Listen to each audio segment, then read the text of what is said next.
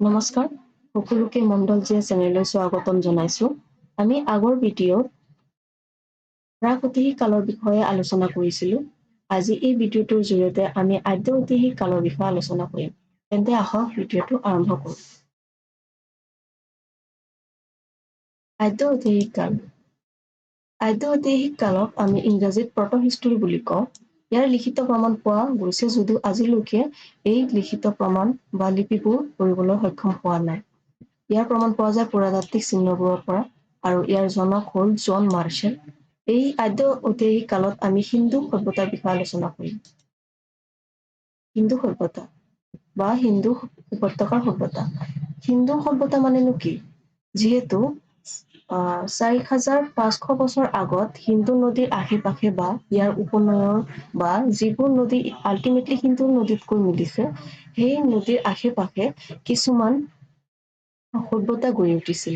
এই সভ্যতাবোৰকে একেলগে সিন্ধু উপত্যকা সভ্যতা বুলি কোৱা হয়। ইয়াক ইংৰাজীত ইণ্ডাছ ভেলী চিভিলাইজেশ্যন বুলি কোৱা হয়। যিহেতু সিন্ধু নদীক ইণ্ডাছ ৰিভাৰ বুলি কোৱা হয়। ইয়াৰ প্ৰথম আৱিষ্কাৰ কৰা চহৰখন আছিল হৰপ্পা। ইয়াৰ বাৰ্তা দিছিল প্ৰথমতে চাৰ্লছ মেচনে আৰু পৰিদৰ্শন কৰিছিল জেমছ কানিংহাম আৰু নামাকৰণ কৰিছিল জন মাৰ্শ্বেল। ইয়াক আদ্য-ঐতিহাসিক কালৰ জনক বুলি কোৱা হয় আৰু ইয়াৰ খনন বা আৱিষ্কাৰ কৰিছিল প্ৰথমতে দয়াৰাম সাহানীয়ে। ইয়াৰ মুঠ মাটিকালি হ'ল ১৩ লাখ বৰ্গ কিলোমিটাৰ। ই প্ৰায় হিন্দু সভ্যতা প্ৰায় ত্ৰিভুজা আকৃতিৰ বুলি ধৰি লোৱা হয় আৰু সিন্ধু সভ্যতা আছিল বিশ্বৰ ভিতৰত প্ৰথম নগৰীয় সভ্যতা। ইয়াৰ উত্থান হৈছিল ৪,৫০০ বছৰ আগত আৰু ইয়াৰ বিকাশ বা মিচুৰ হৈছিল ২৬০০ পৰা ১৯০০ বছৰ আগৰ মাজৰ যি সময়খিনিত সেইখিনি।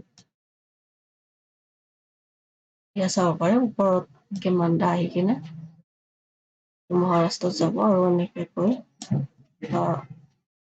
হ'ব এইটো ইয়াক সেইকাৰণে ইয়াক প্ৰায় ত্ৰিভুজাকৃতি বুলি ধৰি লোৱা হয়।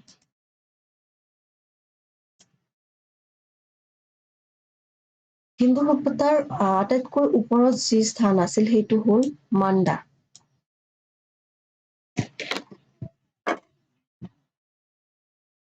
আৰু মাণ্ডা চিনাব নদীৰ পাৰত অৱস্থিত, যি জম্মু কাশ্মীৰত অৱস্থিত আৰু পূবত আলমগীৰপুৰ হিন্দু নদীৰ পাৰত, যি উত্তৰ প্ৰদেশত অৱস্থিত আৰু দক্ষিণত ধৰ্মাবাদ, যি প্ৰবৰা নদীৰ পাৰত অৱস্থিত আৰু মহাৰাষ্ট্ৰত আৰু পশ্চিমে চুটকা গেণ্ডু, যিটো দশ নদীৰ পাৰত অৱস্থিত।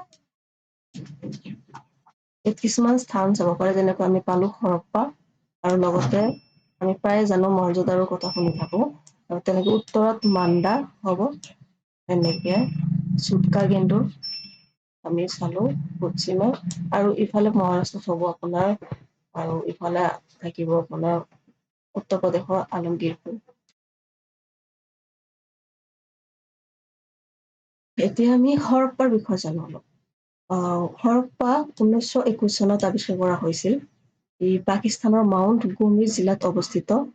ৰাবি নদীৰ পাৰত আৰু ইয়াত খনন কৰাৰ পিছত পোৱা গৈছে শস্য ভাণ্ডাৰ, শ্ৰমিক আৱাস, মাতৃ দেৱীৰ মূৰ্তি, খুন্দনা, কাঠৰ তবুট আৰু লগতে পোৱা গৈছে কুম্ভাৰৰ চাক, যিটো ইংৰাজীত কোৱা হয় পটাৰী খোল আৰু লগতে RH-37 কবৰস্থান, RH-37 পিছত নাম দিয়া হৈছে আৰু লগতে পোৱা গৈছে হাতীৰ মূৰৰ খুলি আৰু স্বস্তিক চিহ্ন, যিটো হিন্দু ধৰ্মৰ স্বস্তিক চিহ্ন আছে সেইটো হৰপ্পাতে পোৱা গৈছিল। মহেঞ্জোদাৰো। মহেঞ্জোদাৰো আৱিষ্কাৰ কৰা হৈছিল ১৯২২ চনত। ইয়াৰ আৱিষ্কাৰক হ'ল ৰাখাল দাস বেনাৰ্জী। আৰু পাকিস্তানৰ লৰকানা জিলাৰ সিন্ধু নদীৰ পাৰত অৱস্থিত। এই মহেঞ্জোদাৰো হ'ল আটাইতকৈ হিন্দু সভ্যতাৰ আটাইতকৈ ডাঙৰ চহৰ আৰু ইয়াত পোৱা গৈছে মৃত মানুহৰ ডাঙৰ টিলা বা স্তূপ, লগতে পোৱা গৈছে পুৰোহিতৰ আৱাস, ৰাজহুৱা স্নানাগাৰ, শস্য ভাণ্ডাৰ, বহল ৰাস্তা, ইয়াৰ ৰাস্তাবোৰ চিধা আৰু বহল আছিল। আৰু লগতে পোৱা গৈছে পশুপতি শিৱৰ মূৰ্তি আৰু কাষৰ নৰ্তকী। যি শস্য ভাণ্ডাৰ পোৱা গৈছিল, সেই শস্য ভাণ্ডাৰ সিন্ধু সভ্যতাৰ ভিতৰত আটাইতকৈ ডাঙৰ অট্টালিকা আছিল। চনহুদৰো 1931 চনত আৱিষ্কাৰ কৰা হয় আৰু ইয়াৰ আৱিষ্কাৰক হ'ল গোপাল মজুমদাৰ। ই পাকিস্তানৰ সিন্ধু নদীৰ পাৰত অৱস্থিত। ইয়াৰ কোনো দুৰ্গ বা বাউণ্ডাৰী নাছিল। ইয়াত পোৱা গৈছে মেকআপৰ সামগ্ৰী, লিপষ্টিক, আইনা, পুতলা, অলংকৃত ইট, মেকুৰী পিছা কৰি থকা কুকুৰৰ ভৰি চিহ্ন আদি। এতিয়া আমি চাওঁ ৰূপৰ আৱিষ্কাৰ কৰা হৈছিল 1953 চনত। ইয়াৰ আৱিষ্কাৰক হ'ল যজ্ঞদত্ত শৰ্মা। ইয়াত পোৱা গৈছে মানুহৰ লগত কুকুৰৰ শৱ। বনমালীৰ আৱিষ্কাৰক হ'ল গোবিন্দ সিং। হাৰিয়ানাত অৱস্থিত আৰু ৰংগৈ নদীৰ পাৰত। ইয়াৰ ৰাস্তাবোৰ আছিল একা বেঁকা। কালিগংগা। ইয়াত অলংকৃত ইট পোৱা গৈছে, লগতে খাৰু পোৱা গৈছে।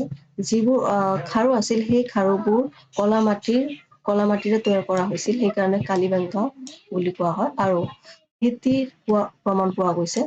ই ৰাজস্থানৰ সৰস্বতী বা ঘগৰ নদীৰ পাৰত অৱস্থিত। ইয়াৰ আৱিষ্কাৰক হ'ল বি কে থাপৰ আৰু বিবি লাল।